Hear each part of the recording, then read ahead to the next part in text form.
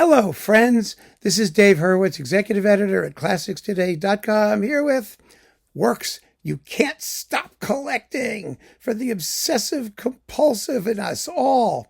This is my top 5 picks for pieces that if it's coming out, I'm going to listen to it. I'll get it somehow. I will enjoy it because I love it. And then I'll get either angry with it or I'll keep it. It will become part of the permanent collection or it will become a coaster. And, well, I'm giving you my top 5. I'm not giving you my coasters. Maybe we'll do a separate series of coasters at some point. That might be fun. But today, we're talking about Mahler's Ninth Symphony, which I compulsively collect because, hey, it's Mahler's Ninth. How can you not, right? I know it's such an incredibly expressive, amazing piece that can sound so different depending on who's conducting it and what the orchestra is and what they do. I mean, the finale can last anywhere from 20 to 30 minutes. I mean, there's so much that you can do with it or to it, unfortunately. And, well, here are my top 5 selections from my collection of like thousands of Mahler Ninths floating around, the ones that I'm most likely to turn to when I just feel like listening to the piece. I just want to hear it. And I have, this is a selection that sort of follows my mood. In other words, it allows me to have many different perspectives on the work, which I enjoy depending on, what I feel like doing. And I know them all, so I know them all well, so I know what I'm getting.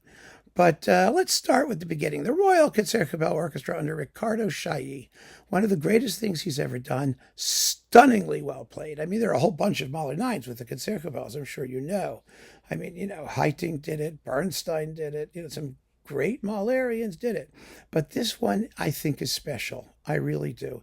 It has to be one of the most perfectly played, but also very movingly interpreted, very intense, with an extraordinary concluding adagio, and it's gorgeously recorded. I mean, if I sort of want the most well-rounded Mahler Ninth experience, this may be the one that I turn to most frequently. It doesn't get a lot of attention for some reason. People don't talk about it, but you should hear it. And you'll see why it's so marvelous. Then the Berlin Philharmonic, the live one with Herbert von Karajan, his second recording of the work. The first one has that famous E-flat clarinet screw up in the scherzo where the guy comes in a bar early and everyone has to sort of slow down while they catch up and get back. It's kind of fascinating to hear how a great orchestra corrects itself. I don't know why they didn't fix that, but they didn't. And in any case, Karajan remade it because I think he had something of a fixation on the work and he felt he could do better. And this live recording is unbelievable. It really is. It's very well recorded, too. It sounds fabulous. It has one of the best collapse sections in the first movement with a crushing belt on the tam-tam, which you can't ever count on with Berlin and Karajan. He always redid percussion or ignored it or something, but not here. It's all here, and it is stupendous. Absolutely stupendous. And really one of those end-of-life valedictory statements, more or less, because that's what it turned out to be. And it's astounding. Absolutely astounding. Then we have the Czech Philharmonic with Karl Ančerl. Now, this is not one of the performances that's going to get you for slow. It's not slow. It's lively. Particularly that concluding adagio is not slow, but it's an anguished, intense. Oh, my goodness, the Czech Philharmonic is just wringing every drop of pain from the music. The woodwind playing in the Rondo Burlesque, which isn't as fast as some others, but it's nasty. It has the malice. The scherzo of Walton's First Symphony is marked presto con malizia, with malice. And this has malice. Oh, boy, does it have malice. And the first movement is so gripping and intense. It's really an amazing performance. Ančerl was a Holocaust survivor, and you get a sense of that often when he plays music that has which is expressive of real pain and anguish. His Romeo and Juliet suites by Prokofiev, too, especially. Music where you wouldn't expect it. And he finds this vein of powerful vein of suffering and intense. Intense. It's not miserable. It's just It's direct communication is what it is. And that's on Superfund, and that's one of the great Mahler nines. It's just phenomenal. Then we have the London Symphony Orchestra, conducted by Georg Solti. Shocking, isn't it? Because I'm not a fan of Solti, and I'm not a fan of Solti's Mahler. And the Chicago Mahler, particularly, is often much worse than his initial stuff. And this is a case in point. This is a really voluptuous, sexy, Richard Straussian kind of Mahler ninth that sounds very different from everybody else's.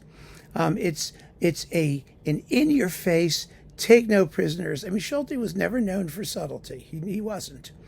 But this has such focus. And yes, the brutality is there, but it's in the music.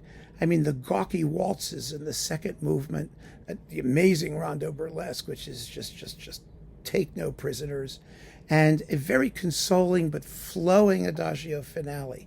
Very, very strong and powerful performance that, again, when the new one came out, the digital one, which had all kinds of problems sonically with, there was one point where in the first movement, in the quiet parts, you could hear the bells resonating like in the background when they're not supposed to be playing, and it was one of those early digital messes. It was just a mess.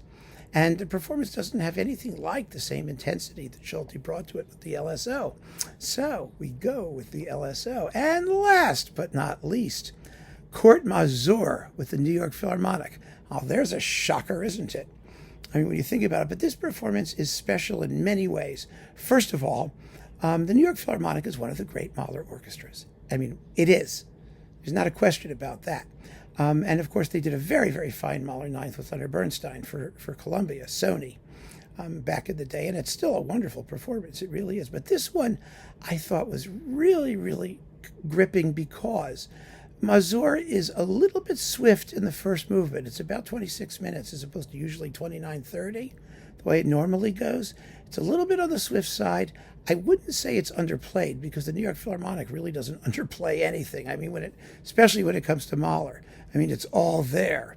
They know how to make the right sounds and how to give the music the power and weight that it needs. But what makes this performance special is the balance between the first movement and the finale.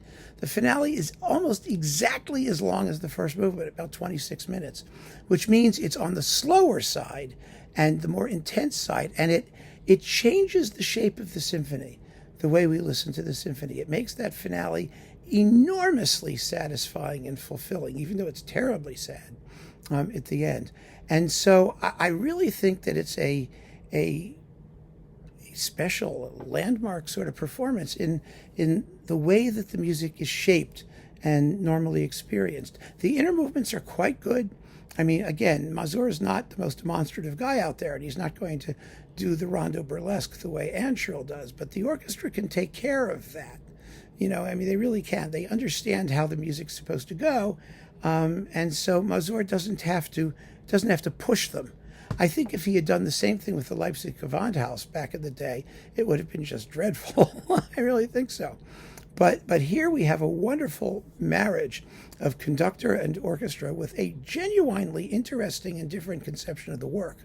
And that, for me, makes it a performance that I turn to frequently because it's refreshing to hear that different overall profile for the music in the larger sense. So there are my top 5 Mahler nines, the ones I turn to when I feel like listening to Mahler 9. And you'll notice there is no Abbado, no Bernstein. Some of your usual culprits are missing. But it just goes to show that you have to take every performance as it comes and see how they strike you and make your own list for the pieces that you compulsively collect and can't stop listening to. So keep on listening to them, my friends. It's just endless fun, isn't it? And take care. Thanks for joining me.